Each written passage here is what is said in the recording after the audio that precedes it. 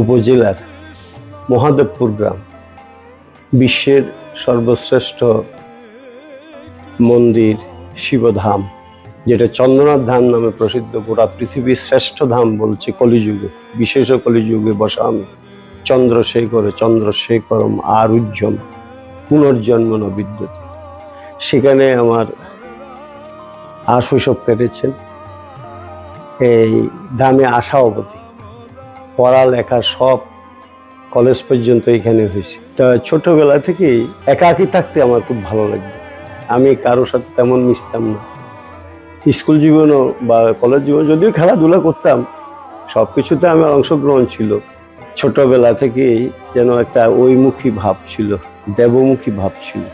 ঈশ্বর নিয়ে মানে একেবারে নীরবে নিস্তব্ধে কোথাও সলিটারি প্লেসে গিয়ে নিজেকে বসে থাকতাম, তাকে ধ্যান করতাম। ব্রাহ্মণ বংশ জন্ম, পণ্ডিতের ঘরে। আমার মাতামহ যিনি আমাকে শৈশব লালন করেছেন, আমার বাবা খুব বিত্তশালী ছিল না, তাই আমরা মামার বাড়িতে মানুষ হয়েছি। দাদু ছিল পণ্ডিত এবং কবিরাজ।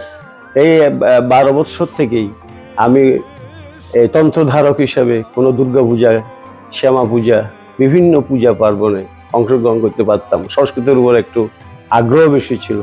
স্কুলের নাম্বারটাও সব সাবজেক্ট থেকে বেশি পেতাম। বিশেষভাবে তিন বেলা সন্ধ্যা ধ্যান ধারণাতে সময় কাটতো ছোটবেলা থেকে।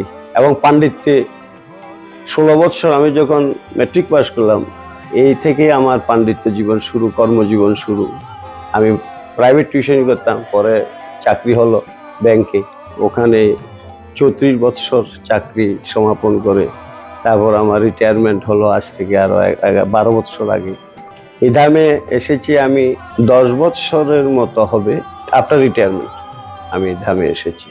এর মধ্যে আমি 2020 সালে আমার এই ধামে ঠাকুর আমাকে জোর করে নিয়ে এসেছেন। আমার কোনো আগ্রহ ছিল না, কোনো ধামের এত বড় দায়িত্ব ঠাকুর আমাকে দিয়ে করাবেন এই ধারণার মধ্যেই আমার ছিল না। নামের উপর তিনি যে জোর দিয়েছেন, নামে জীবনের সার, নাম শক্তি, নাম মুক্তি, নাম ধর্ম সার, ইহা বই জগতে নাহি কিছু আর।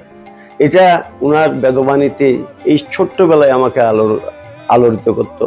এই ঠাকুরের এই সৌম্য মূর্তির দিকে চেয়ে থাকতাম ফেল করে, যে কেমন একটা আকর্ষণে তিনি আমাকে আবিষ্ট করতেন আমি জানি না।